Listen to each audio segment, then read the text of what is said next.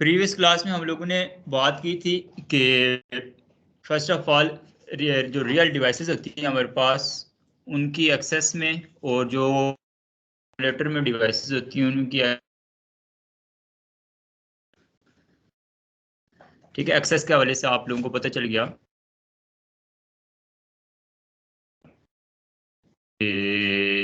जो real cable की मदद से, और एक सॉफ्टवेयर होता है जिसका नाम पुट्टी है, और अगर पुट्टी आपके पास नहीं है तो एक और सॉफ्टवेयर है जिसका नाम टेराटर्म है। ठीक है, ये भी आप देख लें, टेराटर्म, इसकी मदद से भी आप जो है ना उसको एक्सेस कर सकते हैं, रियल स्विच को या रियल राउटर को, जो भी आपके पास फिजिकल डिवाइस होगी। ये लेता फिजिकल डिवाइसेस, उन डिवाइसेस की बात कर रहे हैं जिनके ऊपर आपको ये सर्टिफिकेशन मिलेगी। राउटर्स की बात हो रही है, स्विचेस की बात हो रही है, फायरवॉल्स की बात हो रही है, एक्सेस पॉइंट्स की बात हो रही है।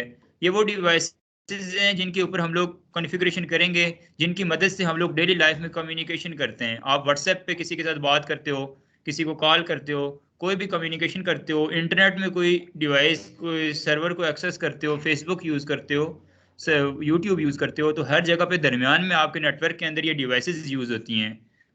Router, switches, firewalls, access points networking devices कहलाती हैं। ये बेसिकली सोर्स और डेस्टिनेशन के दरमियान में कम्युनिकेशन मीडियम के तौर पर काम कर रहे होते हैं।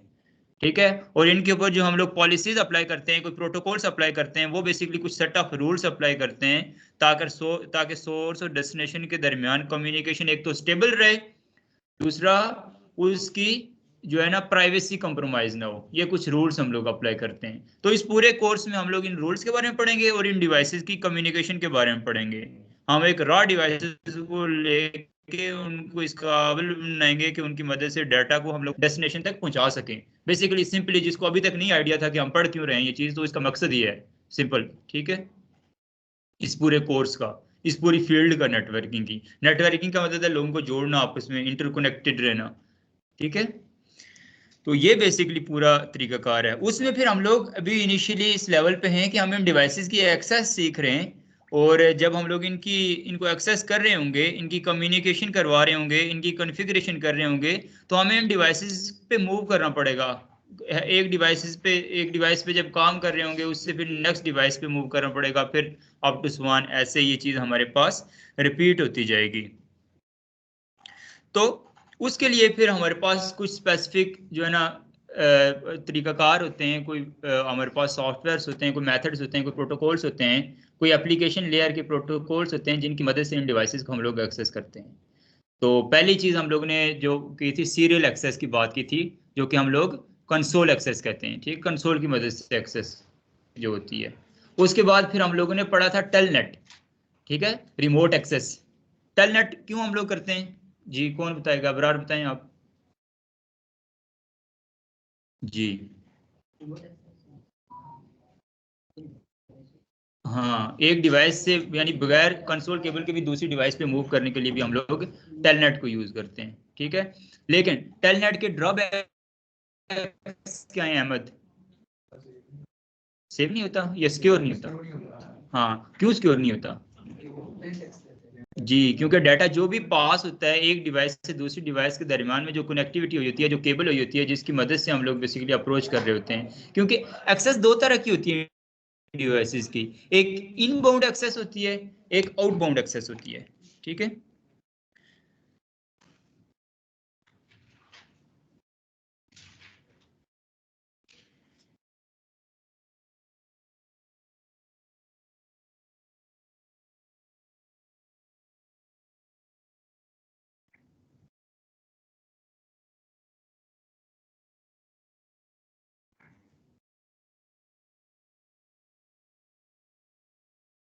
वेट करें, एक स्टूडेंट है हमारे।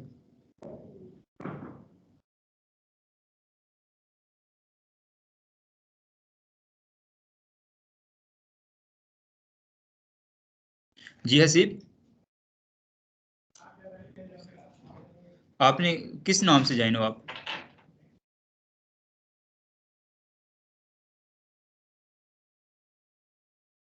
नहीं, वहाँ यहाँ पर मैंने जिसको रिमूव किया है कॉल में से, वो हरून ही लिखा हुआ था। बाई मिस्टेक तो नहीं? मैंने काफ़ी देर पूछा भी कि आप बोल रहे हो, नहीं कोई रिस्पॉन्स नहीं है मुझे। आप आपने आई थिंक स्काइप पे फिर अपना नाम चेंज लिखा हुआ है यहाँ पर मेरे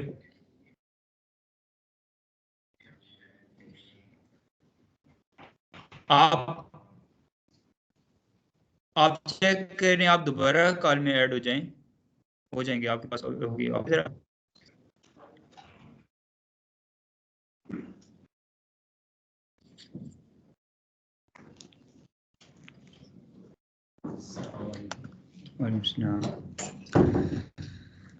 अच्छा, ये रेगुलर स्टूडेंट है हमारे, इस वजह से इनके साथ दरमियान में इनको ऐड करना पड़ा, चूंकि इंपॉर्टेंट टॉपिक है हमारा टेलनेट के हवाले से। अच्छा, हम बात कर रहे थे कि दो तरह की एक्सेस हम डिवाइसेस को करते हैं। देखें ना, हारून के नाम से ये आए, देखें हसीब, ये देखें सामने आप हारून लिखा हुआ है आपका नाम, तो it's mean that it's sir your fault. Sir मेरे पास जो शोर है हसीबुर रहमान ही शोर है। आपको स्क्रीन शेयर अभी नजर नहीं आ रही? जी जी आ रही है सर। स्क्रीन के ऊपर ये क्या लिखा हुआ है, ये देखें ना। HU सर मेरे पास शोर है सिंपली। HARON हारून मेरे पास जो है ना एग्जैक्ट शो हो रहा है, और किसी और का माइक भी जो है ना वो ऑन नहीं है, जस्ट आप ही और आप ही बात कर रहे हैं मेरे साथ। चलें कोई बात नहीं, हम इसको देख लेते हैं। आप अपना नाम चेक कर लें, या एक सिंपल प्लेन टेक्स्ट या सिंपल एक मैसेज यहाँ पर फॉरवर्ड कर दें चैट्स में, मैं देखता हूँ वहाँ पर क्या नाम लिखा हुआ आता है, इसको हम फिक्स करते हैं। ठीक चलें आप क्लास लें। ठीक है तो सर। इनबाउंड एक्सेस और आउटबाउंड एक्सेस, ये दो तरह की एक्सेस होती है। ये जो हमारे पास टेलनेट, ये सीरियल एक्सेस हम लोग करते हैं, ये आउटबाउंड एक्सेस कहलाती है, जबकि जो टेलनेट या SSH करते हैं वो हमारी इनबाउंड एक्सेस कहलाती है। ठीक है, ये याद रखिएगा। उसमें फिर हम लोग टेलनेट के हवाले से, जैसे आपने देखा कि हम एक्सेस तो कर लेते हैं एक डिवाइस से उसी डिवाइस में हम लोग रिमोटली मूव कर जाते हैं, एक्सेस मिल जाती है without going to that specific part of the data centre और without going to that specific rack. और हमने हम स्पेसिफिक डिवाइस से कंसोल को रिमूव करें, दूसरी में प्लग इन करें, ठीक है, उसके बजाय हम लोग एक ही जगह पर बैठ के उन डिवाइसेस पे स्विच कर सकते हैं। तो उसके लिए हम लोगों ने टेलनेट इस्तेमाल किया था, लेकिन दरमियान में चूंकि उनके इनबाउंड एक्सेस थी, उस इनबाउंड एक्सेस में यूज होने वाली जो केबल थी, इथरनेट केबल, उस इथरनेट केबल से जो डाटा पास हो रहा था वो इनक्रिप्टेड फॉर्म में नहीं पास हो रहा था, वो प्लेन टेक्स्ट की फॉर्म में पास हो रहा था। और उसका नुकसान ये था कि कोई भी जो नेटवर्किंग की थोड़ी बहुत टर्मिनोलॉजीज को जानता है और हमारे नेटवर्क के साथ अटैच है, वो उस दरमियान में उस तमाम तर इंफॉर्मेशन को कैप्चर करके ना कि को, बल्कि तमाम तर जो भी कॉन्फ़िगरेशन की टर्म्स जा रही होती हैं या कॉन्फ़िगरेशन पास हो रही होती हैं उन डिवाइसेस के दरमियान में, या जो अप्लाई हो रही होती हैं उससे अटैच डिवाइस के ऊपर, उन तमाम को वो कॉपी कर कर किसी भी पर्पस के लिए वो यूज कर सकता है।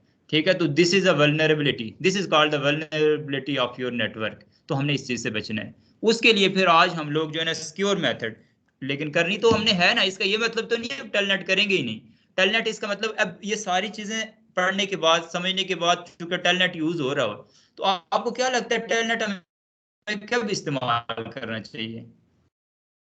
जब हमें कुछ मखसूस टाइम के लिए उन डिवाइसेस को रिमोटली एक्सेस करना पड़े, यानी हम जब डाटा सेंटर की डिप्लॉयमेंट कर रहे हो, उन डिवाइसेस की डिप्लॉयमेंट कर रहे हो, जब हमें पता हो कि हमारे अलावा इन डिवाइसेस की एक्सेस किसी और के पास है ही नहीं, उस दौरान में हम लोग टेलनेट, ईजी होता है, सिंपल होता है इनेबल करना, तो टेलनेट इनेबल कर लें और उन डिवाइसेस के ऊपर वन बाय वन मूव करते हैं, चाहे सारी नेटवर्किंग की हमारे पास एक्सेस मिल जाए उस पूरे सिस्टम की। और उसके बाद जैसे ही हम लोग अपने प्रोजेक्ट को हैंड ओवर करने पे आए उस स्पेसिफिक एडमिन को, तो हम लोग टेलनेट के एक्सेस रिमूव कर लें, और अगर उनको भी उन डिवाइसेस की एक्सेस जरूरत है भी इन केस, तो देन हम लोग उस पे SSH को अप्लाई कर सकते हैं। ठीक है, तो SSH और टेलनेट ये तो एक सिंपल मैंने डोमेन में बताई है। अब आगे इसके बारे में आज थोड़ा सा मजीद अपडेट करते हुए हम SSH की तरफ चलें। टेलनेट और SSH को जब हम लोग क्रिएट करते हैं तो इसका एक और बड़ा इंपॉर्टेंट जो है ना कंसेप्ट होता है। आपको पता है, क्योंकि मैं जस्ट CCNA की डोमेन में रह के नहीं बात करता, जो चीजें हमें फेस करनी पड़ती है ना, मैं वो सारी चीजें मेरी कोशिश होती है आपके साथ शेयर करूं।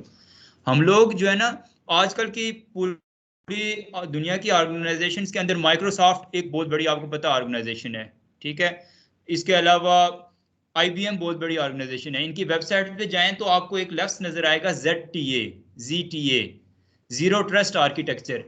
ठीक है, तमाम ऑर्गेनाइजेशंस जो है ना आजकल के इस दौर में अपने इन्वायरमेंट को, अपने इंफ्रास्ट्रक्चर को जीरो ट्रस्ट आर्किटेक्चर के ऊपर कन्वर्ट कर रही हैं। जीरो ट्रस्ट आर्किटेक्चर ये कहता है नेवर ट्रस्ट ऑलवेज वेरीफाई। उस ऑर्गेनाइजेशन का सीईओ भी होगा तो उसको भी क्रेडेंशियल्स देने पड़ेंगे किसी भी स्पेसिफिक जो डोमेन में एक्सेस हासिल करने के लिए। लेकिन उसके बाद जो टेलनेट और एसएसएच को मैं इसके साथ कंपेयर कर रहा हूं, उसके बाद की इंपॉर्टेंट बात है, वो बात क्या है कि इवन जब उसको एक्सेस मिल भी गई है तो उसको बिल्कुल ये ना इन्फिनिटी एक्सेस ना दे दें आप, ठीक है, उसको हमेशा उतनी चीज की उतने हिस्से की एक्सेस दें जितनी की उसको जरूरत है। प्रिविलेजेस नवर जो है ना, आमतौर पर इससे पहले क्या होता था, कोई भी बंदा किसी ऑर्गेनाइजेशन में जॉब करने जाता था, उस ऑर्गेनाइजेशन में उसको एक क्लेम पासवर्ड जब किसी सिस्टम का मिल जाता था, पूरी ऑर्गेनाइजेशन में वो मूव कर सकता था, पूरा नेटवर्क को वो एक्सेस कर सकता था। लेकिन अब ऐसा नहीं है, अब उसको इवन उसको प्रिविलेजेस जब मिल भी जाएंगी तो प्रिविलेजेस मिलने के बाद भी वो सिर्फ उन स्पेसिफिक जो है प्रिविलेजेस को यूज कर सकेगा जिसकी उसको जरूरत है। तो ये जो टेलनेट और एसएसएच हम लोग क्रिएट कर रहे होते हैं, यहाँ पर जो हम लॉक इन लोकल करते हैं, वहां पर फिर हम लोग देखते हैं कि ये कॉन्फ़िगरेशन पे नहीं कर सकता। अभी बेसिकली हम लोग इसको सीएलआई की एक्सेस दे रहे हैं ना, टेलनेट करके हमारी एक राउटर से दूसरे राउटर की सीएलआई में जाएगा कोई भी बंदा, एसएसएच करके एक राउटर से या एक स्विच से दूसरी नेटवर्किंग डिवाइस में जाएगा, उसकी कॉन्फ़िगरेशन में जाएगा। तो जब ये उसको इवन टेलनेट जब हम लोग दे रहे होते हैं, वहां पर हम लोग ये चीज भी डिसाइड कर सकते हैं कि वहां पर क्या क्या कर सकता है। यानी कि वहां पर अगर कॉन्फ़िगरेशन कर सकता है तो कौन कौन सी कॉन्फ़िगरेशन कर सकता है। लेवल 1 तक की हम लोगों ने इसको प्रिविलेजेस देनी है, लेवल 4 तक की देनी है, या फिर लेवल 15 तक की प्रिविलेजेस देनी है। लेवल 15 में वो हर काम कर सकता होता है इसमें, ठीक है। तो वो फिर वो चीजें भी हम लोग जब आगे मजीद इसके अपडेटेड टॉपिक्स पढ़ेंगे, इन चीजों को मजीद जब डिटेल्स में स्टडी करेंगे, अभी चूंकि बेसिक लेवल पे हम लोग उस चीज पे आए, हम लोग इनकी प्रिविलेजेस को सेट करने पे तो आप लोग कंफ्यूज हो जाएंगे। लेकिन अपने माइंड को ब्रॉडर रखें, इसको फ्यूचर में इस लेवल पे भी इंप्लीमेंट किया जाता है टेलनेट और एसएसएच को, कि ऑर्गेनाइजेशन के अंदर अगर किसी यूजर को हम अपने राउटर स्विचेस के एक्सेस देते भी हैं तो वो क्या क्या कर सकता है। ऐसा ना हो कि पूरी कंपनी का ही डाटा और पूरी कंपनी की प्राइवेसी जो है ना उसकी मदद से कंप्रोमाइज ना हो जाए।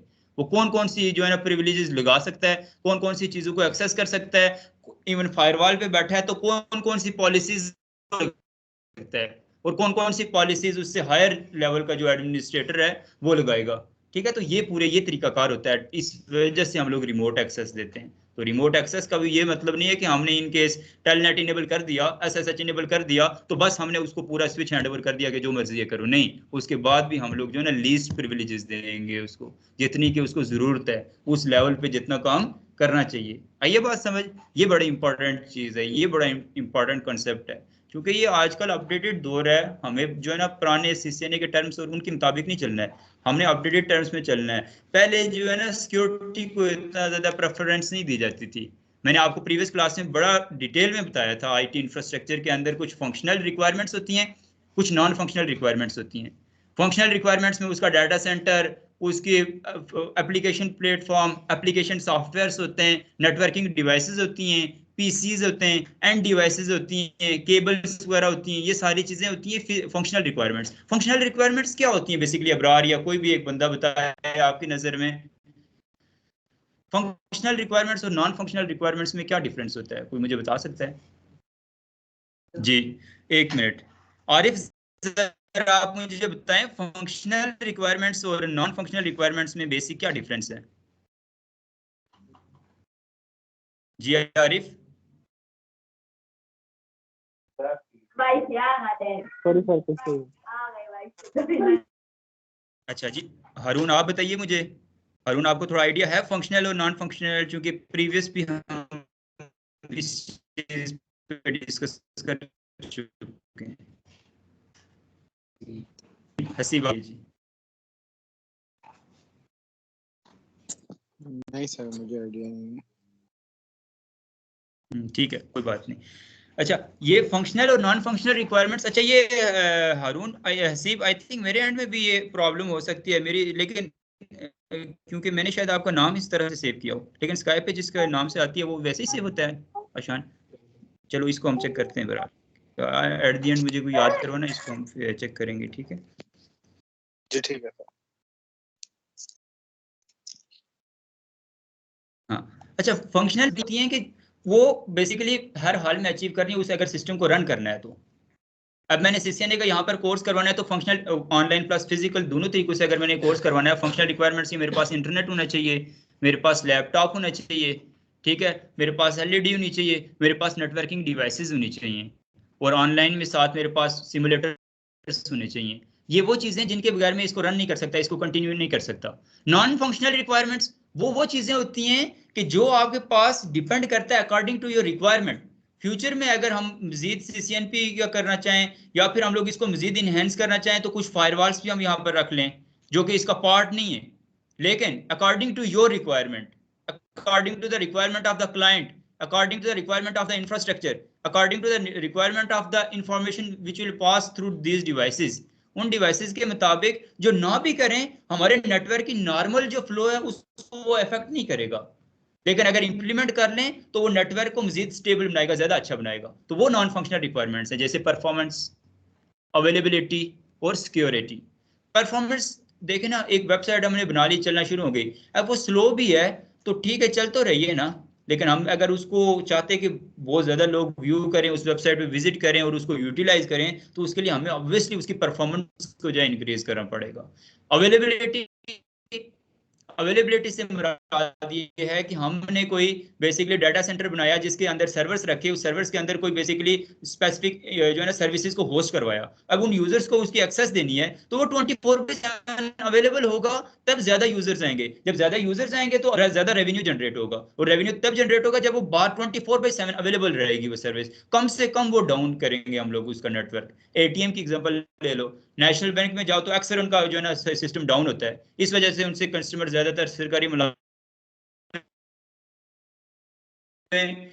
वही है। मिजान बैंक अपनी सर्विसेज की वजह से टॉप रैंकिंग पे जा रहा है, क्यों? कि उनकी सर्विसेज 24/7 अवेलेबल है, तो ये अवेलेबिलिटी है। नेटवर्क तो चल तो वो दोनों बैंक्स रहे हैं, लेकिन एक ही अवेलेबिलिटी की वजह से उसकी परफॉर्मेंस की वजह से बहुत ऊपर चला गया उसका ग्राफ, लेट आया, न्यू इंट्रोड्यूस मार्केट में, लेकिन उसके बावजूद जो है वो बहुत ज्यादा ऊपर चला गया। दूसरा ओल्ड था, उसने अपने आप को वक्त के साथ साथ अपडेट नहीं किया, अवेलेबिलिटी और परफॉर्मेंस के ऊपर काम नहीं किया, ठीक है, फील्ड इंजीनियर्स हायर नहीं की इस चीज को चेक करने के लिए, उसके फिर रिस्पांस में क्या हुआ, वो डाउन ही रह गया। नोकिया आपके सामने इसकी एक एग्जांपल है। फिर बात आती है सिक्योरिटी की। अब डिपेंड करता है एक ऑर्गेनाइजेशन के अंदर, हम अपने घर में सिंपल एक वाईफाई लगाया हुआ है, उस वाईफाई की मदद से व्हाट्सएप कॉल कर ली, किसी को वीडियो कॉल कर ली, और हम ना ही कोई इतने बड़े पॉलिटिकल पर्सनैलिटीज हैं, ना ही हमारे कोई बहुत ज्यादा जो है ना असर रसूख हैं, तो हमें क्या जरूरत है वहां पर 40 नेट की फायर वालें लगाई हूँ, दरमियान में पॉलिसीज लगाई हूँ, नेट और ACL वहां पर इंप्लीमेंट की हूँ, जरूरत है इस चीज की? नहीं। तो ये सिक्योरिटी रिक्वायरमेंट, लेकिन उसके बरक्स एक बैंक है, उस बैंक ने एक कस्टमर के डेटा को पास करना है अपनी डिफरेंट ब्रांचेस के अंदर, और इंफॉर्मेशन और सारा डाटा रखना है, वहां पर सिक्योरिटी रिक्वायरमेंट है या नहीं है? तो ये चीज होती है। हालांकि दोनों में कनेक्टिविटी की बात हो रही है, लेकिन एक जगह सिक्योरिटी की वास्ट रेंज है और इंपॉर्टेंट लाजमी है वो, और दूसरी जगह पे उसकी बिल्कुल जरूरत नहीं है। तो ये बेसिकली वेरी करती हैं, ये नॉन फंक्शनल रिक्वायरमेंट्स वेरी करती हैं अकॉर्डिंग टू द रिक्वायरमेंट। तो उन्हीं के हवाले से फिर हम लोग बात कर रहे थे कि यहाँ पर हम लोग जब टेलनेट और SSH को इनेबल करेंगे तो डिपेंड करता है इंफॉर्मेशन के ऊपर, और उसके लिए फिर हम लोग इन नॉन फंक्शनल रिक्वायरमेंट्स के हवाले से हम बात करेंगे। बात कहाँ से निकली थी, कहाँ से बात स्टार्ट हुई थी? नहीं, मजीद उससे भी पहले हमारे पास कोई एक और मजीद इंपॉर्टेंट बात थी इतनी, जिसके हवाले से हमने ये बात स्टार्ट की थी है, हाँ, इनक्रिप्शन के हवाले से हम लोग बात कर रहे थे। सिक्योरिटी में जो है ना इनक्रिप्शन इन्वॉल्व हो जाती है, ठीक है, सिक्योरिटी की हम लोग बात कर रहे थे, डाटा को सिक्योर बनाना है, ठीक है, सिक्योरिटी की हम लोग बिल्कुल बात कर रहे थे कि क्यों आजकल के इस दौर में, मैंने कहा था कि सिक्योरिटी एक इंपॉर्टेंट जो है ना वो फीचर बन चुका है।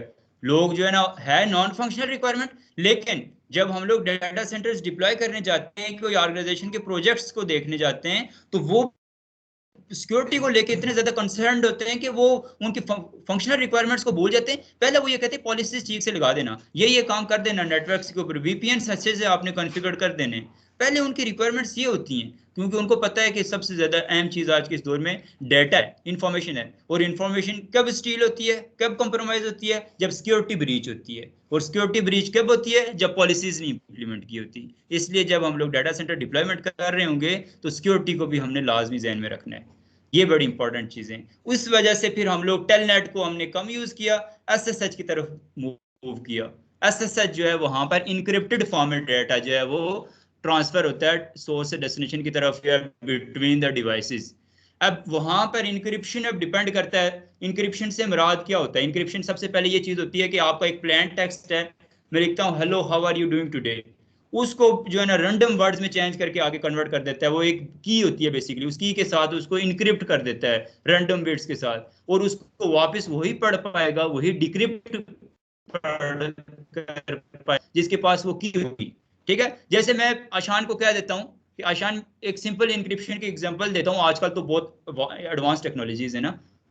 आशान को कह देता हूँ कि हम हमारे दरमियान में कोड वर्ड्स में बातें होंगी, मैं आपको खत लिखा करूंगा, उस खत में जो है ना चौथा फोर के टेबल में जिन जिन वर्ड्स के ऊपर फोर का टेबल जा रहा होगा, उन वर्ड्स में इंफॉर्मेशन होगी जो मैं तुम्हें बताना चाह रहा हूँ। यानी चौथे वर्ड में, आठवें वर्ड में, 12वां, 16वां, 20, 24, 28, ये लफ्ज तुमने अलग रख के लिखने और बाकी डाटा को साइड पे रख लेना है। इन लफ्जों को जब जोड़ोगे तो जो मैं तुम्हें कहना चाह रहा हूँ वो तुम्हें मिल जाएगा। देखने में तो इतना बड़ा डाटा होगा, लेकिन उसमें से कोई एक लाइन जो है ना, 2 लाइनें उसके काम की होंगी, लेकिन वो कौन उसको कर सकता है? बाकी किसी को तो नहीं पता ना ये की है कि चौथा, 8वां, 12वां, ये की मैं आशान को दी। आशान क्या, मैं जब आपको भेजूंगा तो पॉकेट के ऊपर जो है ना मैं आपको डाटा रख के भेजूंगा। ये अगर दोनों सेम सेम रखते हैं, 4 के ऊपर ही सेम की रखते हैं, तो वो सिमेट्रिक इंक्रिप्शन कहलाती है। और दोनों अगर डिफरेंट कीज रखते हैं, यानी प्राइवेट और पब्लिक की बात होती है,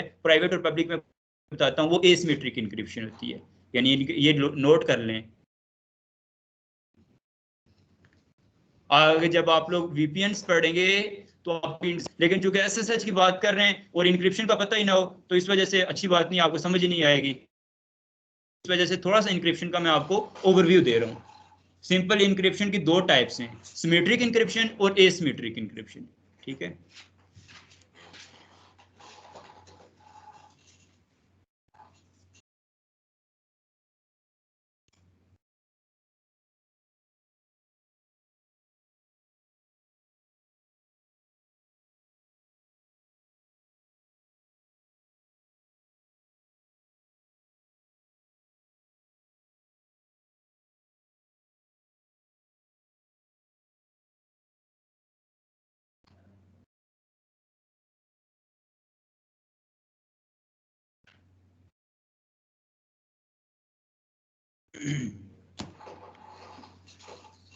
ठीक है। सिमेट्रिक इंक्रिप्शन और एसिमेट्रिक इंक्रिप्शन। सिमेट्रिक इंक्रिप्शन जहां पर सेंडर और रिसीवर सेम की के ऊपर काम कर रहे हो, सेम की है दोनों के पास डाटा को एनक्रिप्ट और डिक्रिप्ट करने के लिए।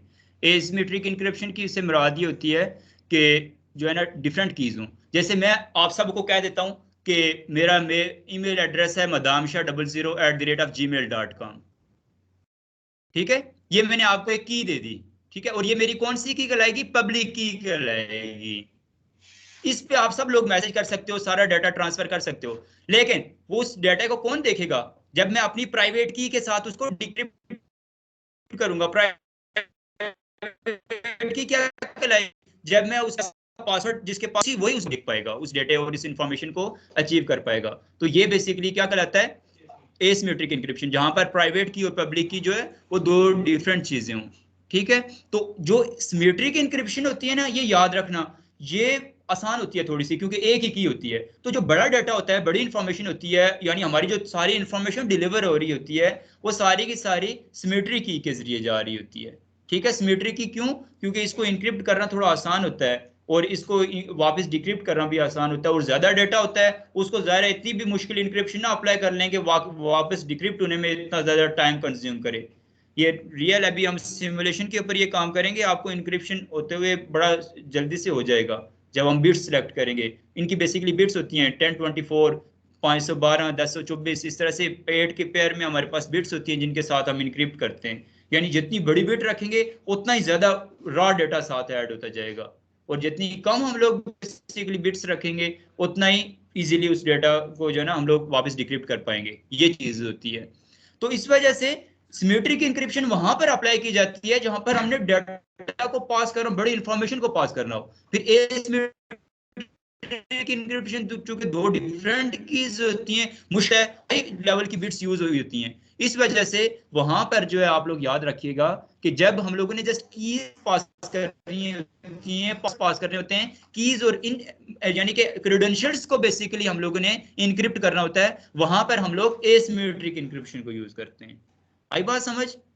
जब हम लोगों ने डेटा और इंफॉर्मेशन को इंक्रिप्ट करना होता है वहां पर सिमेट्रिक इंक्रिप्शन यूज करते हैं, और जहां पर कीज को और क्रेडेंशियल्स को जस्ट इंक्रिप्ट करना होता है वहां पर एसिमेट्रिक इंक्रिप्शन को यूज करते हैं।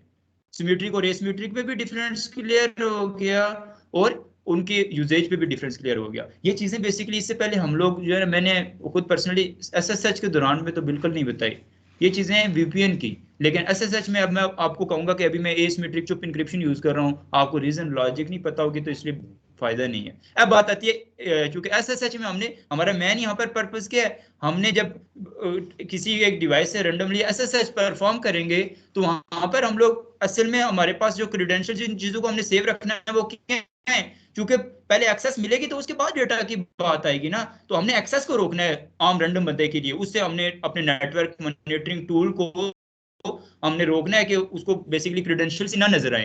क्रेडेंशियल्स को बेसिकली हमने क्या करना है, इनक्रिप्ट करना है। इस वजह से एसएसएच के लिए हम लोग एसिमेट्रिक इंक्रिप्शन को यूज करेंगे, ठीक है, आरएसए जो होती है आपके पास, ठीक है।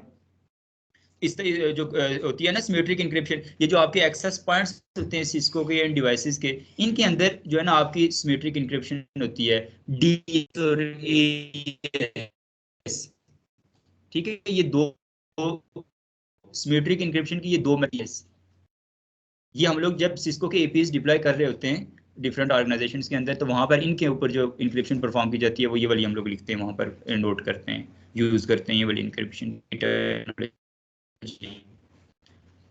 और जो एसिमेट्रिक इंक्रिप्शन होती है वो MD5 हो सकता है, वो हैशिंग बेसिकली MD5 यहाँ पर ना मेंशन करें, वो आगे हैशिंग में आ जाता है, वो हम इसके साथ ही होता है, लेकिन चलो उसको मजीद हम बाद में डिस्कस करेंगे। इसमें मेन RSA है आपके पास जो है, ठीक है।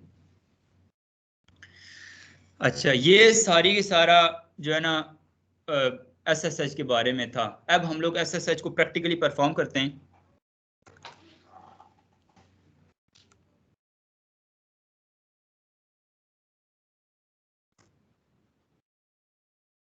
इस दौरान का कोई क्वेश्चन हो जब तक मैं टोपोलॉजी बनाता, इस हवाले से कोई बात ना समझ आइए तो पूछ सकते हैं।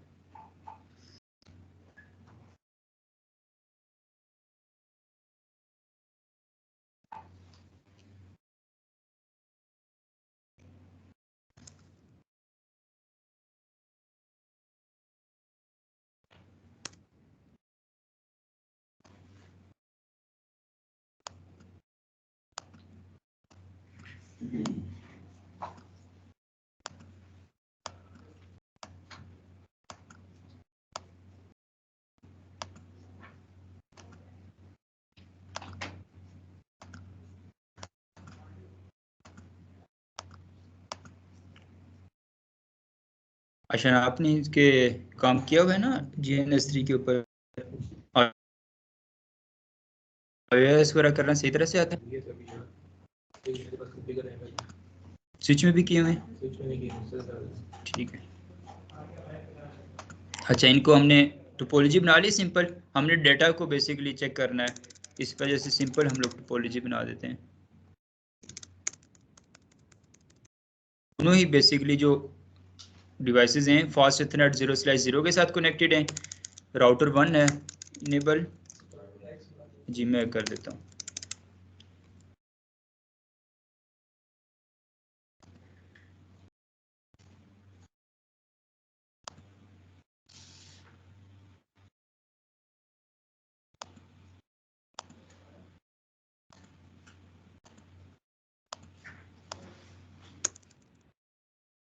जैसे हम टेलनेट अप्लाई करने लगते हैं राउटर 1 और 2 पे, उसके बजाय फिर हम जब SSH में जा रहे होंगे तो वहाँ से फिर हम जी वहाँ पर SSH अप्लाई करेंगे, बिल्कुल। इंटरफेस फास्ट इथरनेट 0/0, ठीक है। उससे पहले हम लोग इस पे जरूरी जो है ना प्राइवेसीज अप्लाई कर लेते हैं, पॉलिसीज। पहले सबसे पहले क्या है, इसका होस्ट नेम, ठीक है, राउटर 1, और इनेबल सीक्रेट हम लोग रख लेते हैं, लेट्स सपोज।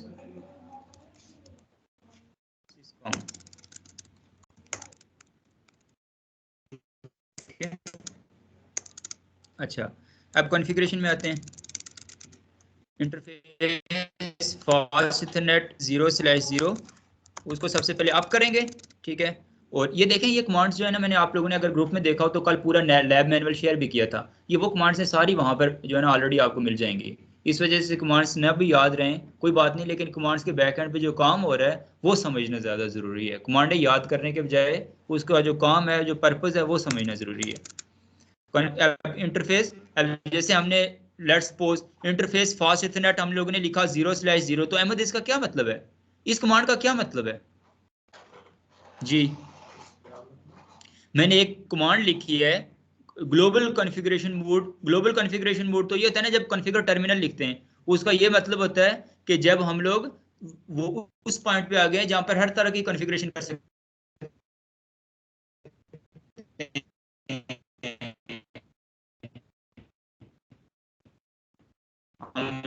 कॉन्फ़िगरेशन की एक्सेस मिल गई। इस चीज जी जी अबरार,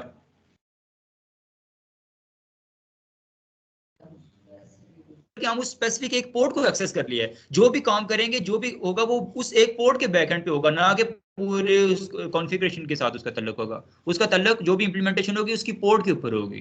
ठीक है, इस वजह से ठीक है। ये क्वेश्चंस बार बार पूछता हूँ, ये बाज लोग ऐसे होते हैं जिनको पूरा सीसीएनए करने के बाद भी नहीं पता होता है अहमद, इसलिए परेशान नहीं होना। ठीक है, यहाँ पर क्वेश्चन जब मैं पूछूं आपको इसका आंसर ना आए तो इट्स ओके, लेकिन दोबारा पूछूं फिर भी ना आए तो फिर प्रॉब्लम है।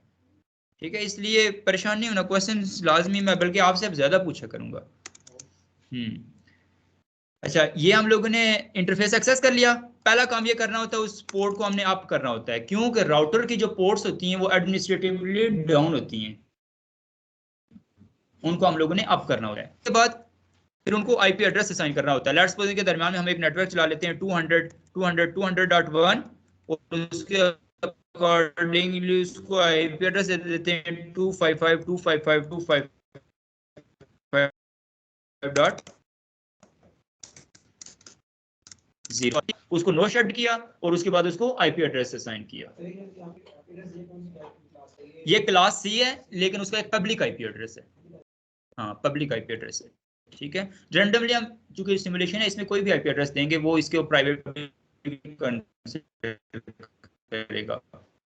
हाँ, जब नेट एसीएल की पॉलिसी में रखना पड़ेगा कौन से प्राइवेट और पब्लिक है। अभी हम लोग रैंडम आईपीज यूज कर सकते हैं कोई भी, बस उनका नेटवर्क सेम होना चाहिए तब उनकी कम्युनिकेशन रहेगी। नेटवर्क सेम होने से अंदाजा है ना मैं किस हवाले से बात कर रहा हूँ जी।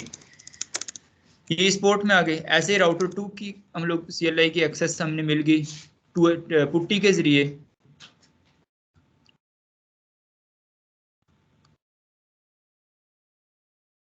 साइज वाइज का इंक्रीज कर देता हूँ।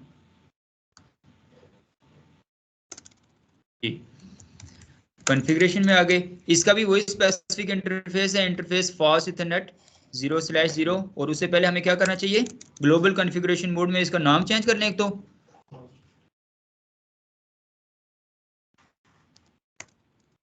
और इस सीक्रेट हम लोग इनेबल कर देते हैं।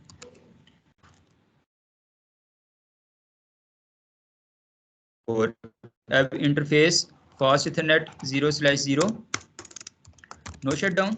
और उसके बाद आईपी एड्रेस हम लोग असाइन कर लेंगे 200.200.200.2 और फिर उस अकॉर्डिंग सबनेट मास्क।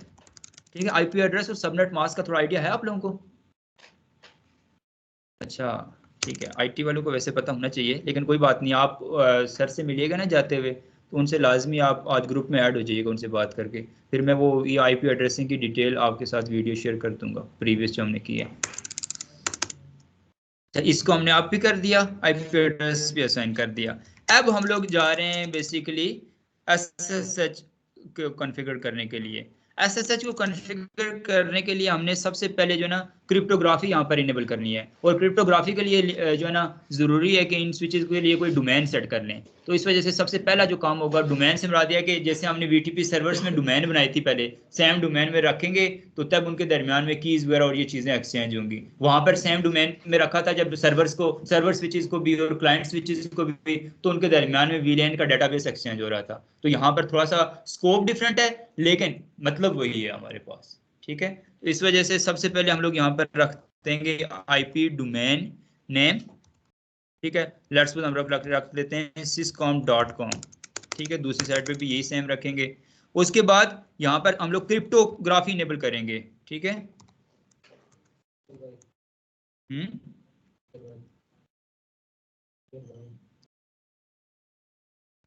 हाँ तो मैं क्या लिख रहा हूँ, गलत लिख रहा हूँ। हाँ क्रिप्टो, ठीक है, CRT लिख रहा था, हाँ गुड। क्रिप्टोग्राफी इनेबल करेंगे तो क्रिप्टो की जनरेट कौन से होगा, मैं चूंकि ये वाले हमने देखें क्या ऑप्शन हैं, ठीक है। यहाँ पर RS से जनरेट, RS से कीज है ना, राइवस एंड शामिर्स के जो कीज होते हैं एल्गोरिथम्स, जो उसके पैटर्न्स होते हैं, स्पेसिफिक एसिमेट्रिक एल्गोरिथम में आता है ये, ठीक है। इसमें मजीद आप लोगों को वैसे पढ़ाया इस लेवल तक ही जाता है, मजीद आप में से जिसको इंटरेस्ट हुई मुझे बताइएगा। तो ये इंक्रिप्शन होती कैसे RS से, कि उसके बैक एंड में क्या क्या कंसेप्ट हैं, ये पूरी चूंकि हम आगे डिटेल्स इसकी पढ़ाई जाती हैं, तो वो मैं आप लोगों को शेयर कर दूंगा अगर आप में से कोई इंटरेस्टेड हुआ इसको पढ़ने का, ठीक है।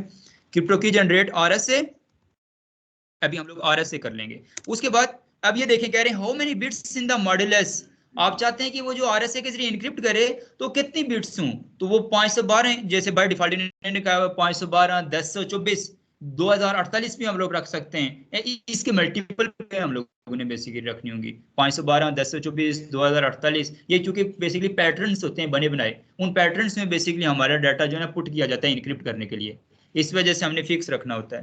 तो अभी सिमुलेटर में जो है ना मैं यहाँ पर रखूंगा लेट्स 2048 भी रखता हूँ, जो कि बहुत बड़ी वैल्यू है, बहुत बड़ी टर्म है, उसको बैक एंड पे देखें इनक्रिप्ट होने में बहुत टाइम लगता है। तो रियल राउटर्स में अगर ये मैं 2048 रखूं तो शायद 2 मिनट, 3 मिनट, 4 मिनट, और अगर उसके ऊपर ज्यादा लोड है, ज्यादा कॉन्फ़िगरेशन हुई हुई है, तो वो शायद 10 मिनट तक ले सकता है इसको जो है ना इसके रन करने में और इसको चलाने में। लेकिन सिमुलेटर चूंकि मैंने बताया था ये एक आइडियल सिनेरियो होता है, यहाँ पर जो भी लिखूंगा ये उसको फाइनल जो है ना फुली फौरन जो है ना वो सेट कर देगा।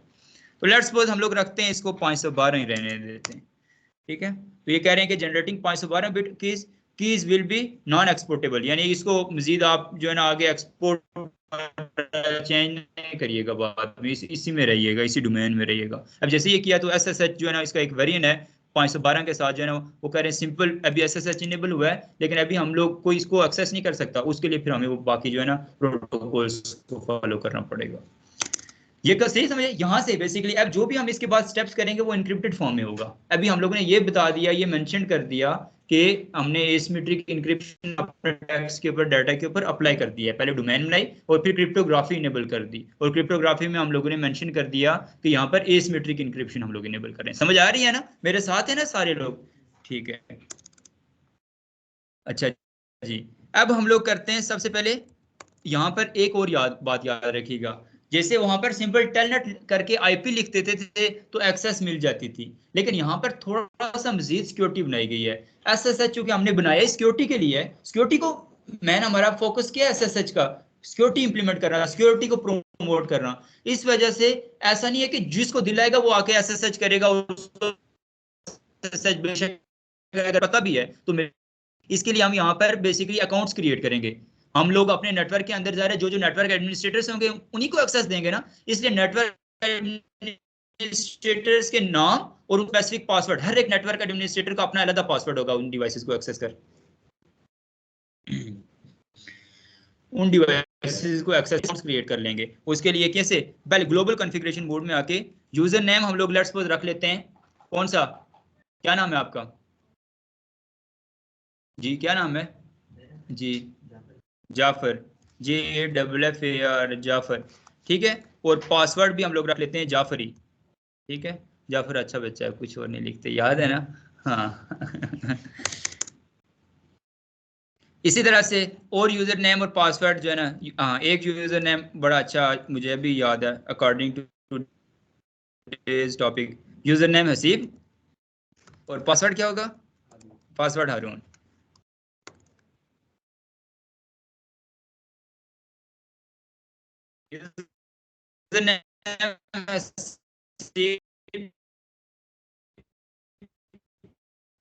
पासवर्ड हारून, जाफर और पासवर्ड भी क्या है जाफर, ठीक है। ये हमने कुछ यूजर्स नेम क्रिएट कर दिए। उसके बाद कितने लोग, एक 10 भी क्रिएट कर सकते हैं, 20 भी यूजर नेम क्रिएट कर सकते हैं हम लोग, ठीक है। अब हम लोग चाहते हैं कि कितने लोगों को एक वक्त में एक्सेस मिले, तो लाइन BTY 0 से लेकर आगे मुख्तलिफ वैल्यूज हैं, हम लोग 4 तक रखते हैं, 3 तक रखते हैं, 5 तक रख लेते हैं, लेट्स सपोज।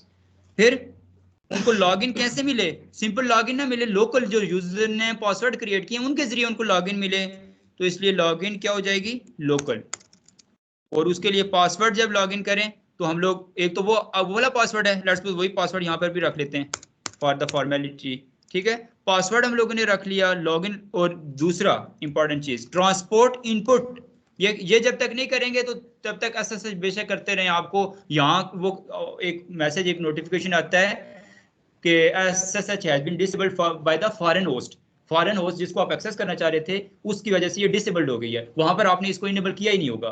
तो इस वजह से ये ट्रांसपोर्ट इनपुट एसएसएच की कमांड उस पर्पस के लिए यूज की जाती है कि जब बाहर वाला कोई बंदा आपको एक्सेस करना चाहे तो इस कमांड की मदद से उसको एक्सेस मिलती है, उसको परमिशन मिलती है, ठीक है। तो ट्रांसपोर्ट इनपुट एसएसएच, ये काम हम लोगों ने कर लिए, दैट्स इट।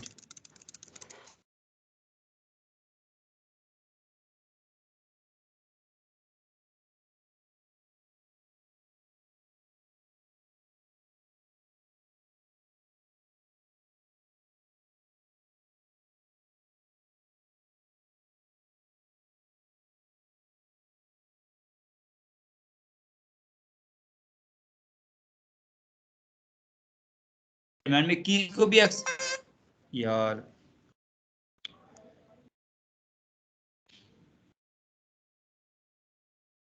मैंने आज बात बोल के भी आया था अबू बकर भाई को। क्यों जी अहमद भाई, क्या चक्कर है अहमद साहब? हाँ एनफील्ड गए हुए,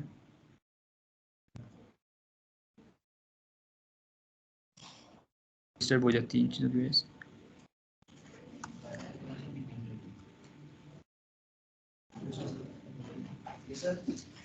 वाईफाई चला गया है एट दिस टाइम, लाइट चली गई, फिर टेक्निकल पार्ट नहीं तो आज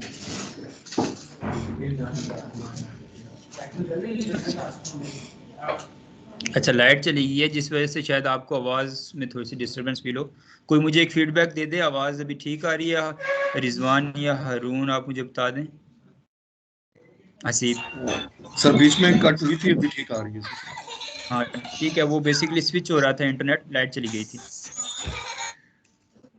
क्या बात कर रहा था? डोमेन, आईपी डोमेन नेम, चूंकि इनके दरमियान में कीज एक्सचेंज की जाती हैं, ये बेसिकली कीज इंक्रिप्शन ये तब होती हैं उन डिवाइसेस के दरमियान में होती हैं जिनके ऊपर प्रोटोकॉल सेम हो।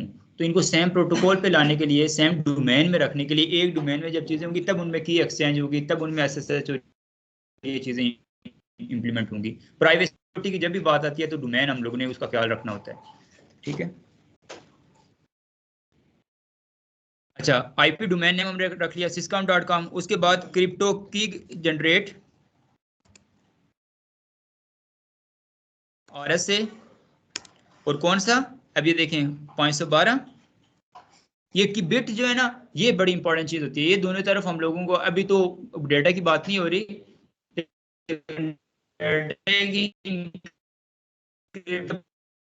यही चीज बेसिकली टनल्स को और VPNs को और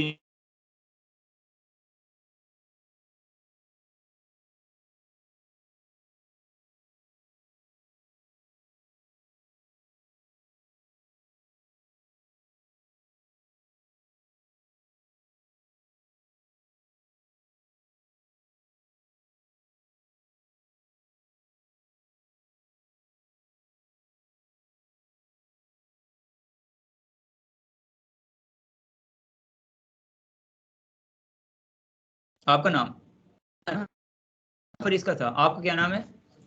सुफियान। और पासवर्ड हम लोग रख लेते हैं लेट,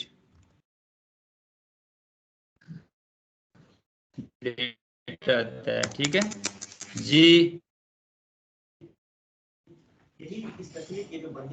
जी जी जी जो नेम, ठीक है। मैं ऐसे तो नहीं कहूँगा कि हाँ भाई सुफियान आपका पासवर्ड लेट है और आपने जब भी इसको एक्सेस करना हो तो कर लेना, ताकि सब सुन के आपके नाम से एक्सेस करके इधर कार्रवाई डाल के चले जाएं और बाद में जो है ना सारा काम आपके ऊपर आ जाए। ऐसे तो नहीं होगा ना, है ना। तो इस वजह से हम लोग जो है ना यूजर नेम और पासवर्ड इसलिए रखते हैं कि जो यूजर नेम जिस बंदे को एक्सेस देनी होगी उसको सीक्रेटली बता देंगे कि तुम्हारी ये की है, तो उस वजह से वो अपने यूजर नेम के साथ एक्सेस कर लेगा इसको, ठीक है। अच्छा, अब हम लोग करते हैं लाइन TY05, फिर उसके बाद लॉगिन हम लोग रख लेंगे लोकल, ठीक है। पासवर्ड हम लोग रख लेते हैं सिस्को जी। लॉगिन लोकल, ये अभी जो लोकल यूजर नेम्स क्रिएट किए हैं ना, उसकी मदद से वो उसको एक्सेस कर सकें, ठीक है। सिस्को, ठीक है। और फिर क्या है, ट्रांसपोर्ट इनपुट क्या करना है हम लोगों ने, SSH, ठीक है। यही कमांड्स थी या कोई और कमांड भी थी? ये कमांड्स हैं बेसिकली जो मेजर काम करती हैं, ठीक है। अब लेट्स परफॉर्म दैट। अब लेट्स सपोज राउटर 1 से राउटर 2 को हम लोग एक्सेस करते हैं, कि उसके लिए हम लोग पहले सबसे पहले लेवल आ जाएंगे, व्यू लेवल में, व्यू वाली जगह पे, और यहाँ पर अब हम लोग टेलनेट नहीं लिखेंगे, ठीक है। टेलनेट नहीं लिखेंगे। टेलनेट क्यों नहीं लिखेंगे? क्योंकि अब टेलनेट नहीं कर रहे हैं, हम SSH कर रहे हैं, ठीक है। लेट्स सपोज टेलनेट लिखते हैं, क्या होता है, क्या क्या आईपीस थी, 200 200 200.1 और 200 200 200.2 थी। तो टेलनेट हम लोग लिखते हैं 200.200.200.2। तो ट्राइंग कर रहा है, अब वो कह रहा है connection refuse by the remote host, क्योंकि ये कहीं पे हमने इस्टेब्लिश किया ही नहीं हुआ टेलनेट। उसके लिए अब हम लोग करेंगे, ये आप पूछ रहे थे ना SSH, यहाँ पर अब हम लोग बेसिकली जब इसको एक्सेस कर रहे होंगे तो टेलनेट के बजाय SSH लिखेंगे। यही क्वेश्चन था ना आपका।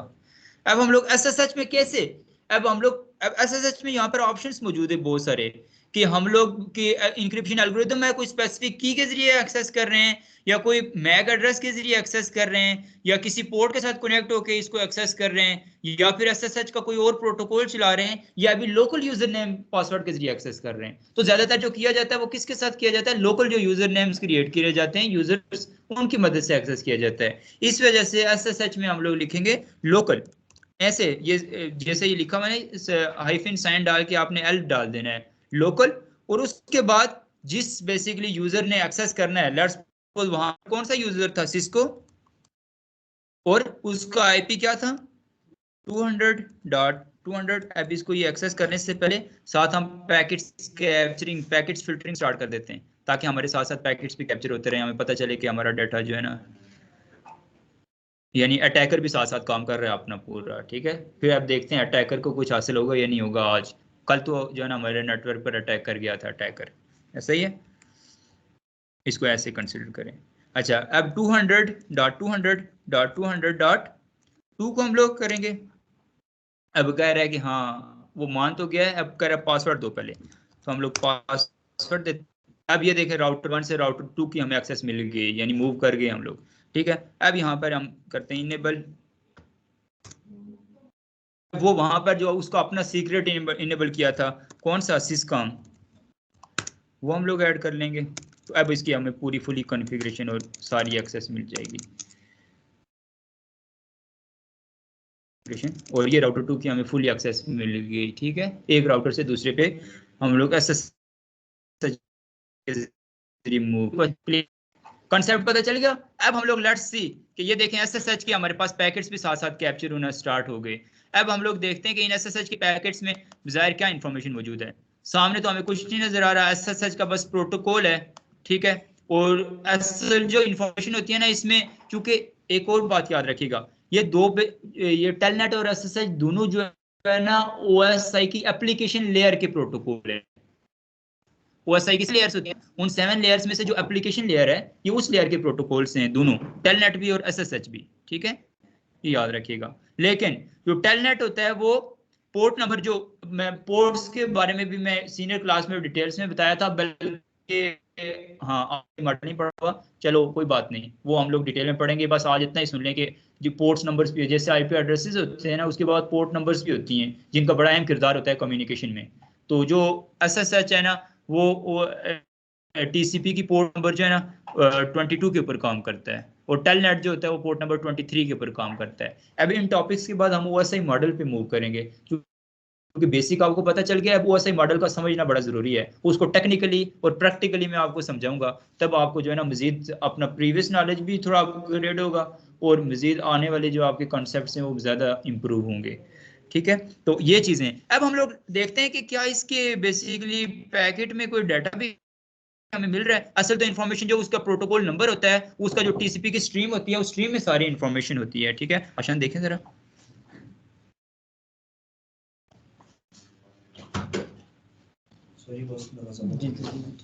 अच्छा, अब यहाँ पर हम फॉलो करते हैं टीसीपी स्ट्रीम में,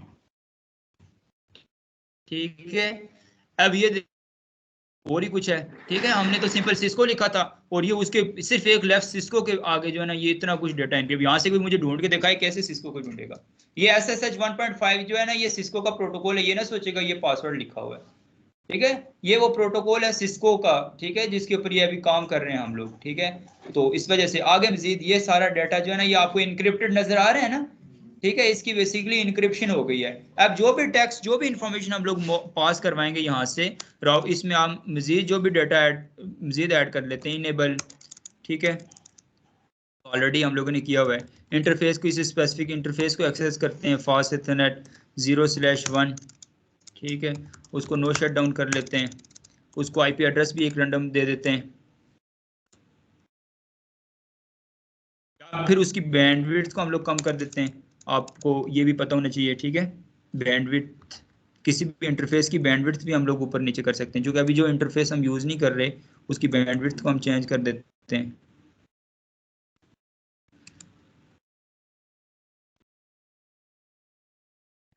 बैंडविड्थ हम लोग रख लेते हैं 500 Mbps। देखिए नए ना उसको जाकर कैप्चर करेंगे TCP स्ट्रीम, और ये देखें और मजीद आपके पास ये देखें इंक्रिप्शन ऐड होती गई है, लेकिन सारा कुछ इनक्रिप्टेड ही है, ठीक है। कोई भी डाटा कोई भी इंफॉर्मेशन यहाँ पर हमारे पास नजर नहीं आ रही,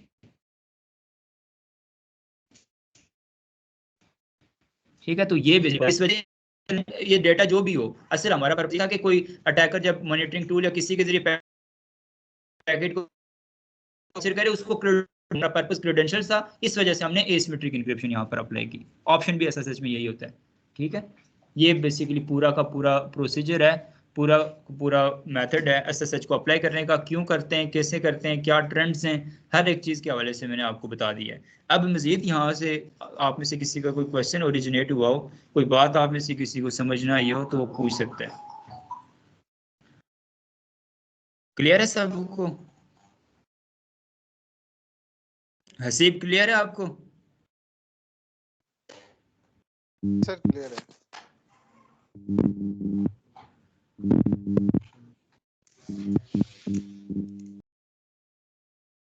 हसीब आप रेगुलर फिजिकल क्यों नहीं आ रहे क्लास में? कोई आपका इश्यू है या बस आपने घर से क्लासेस लेनी है?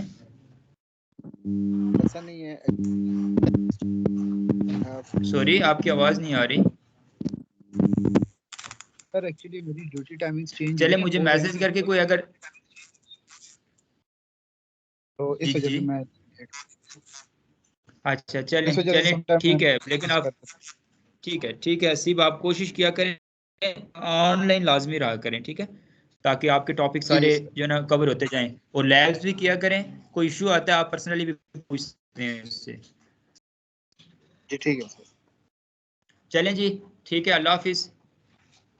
गुड, आप लोग अब जो है हाफिज़। ना रेगुलर आ रहे हैं ज़्यादा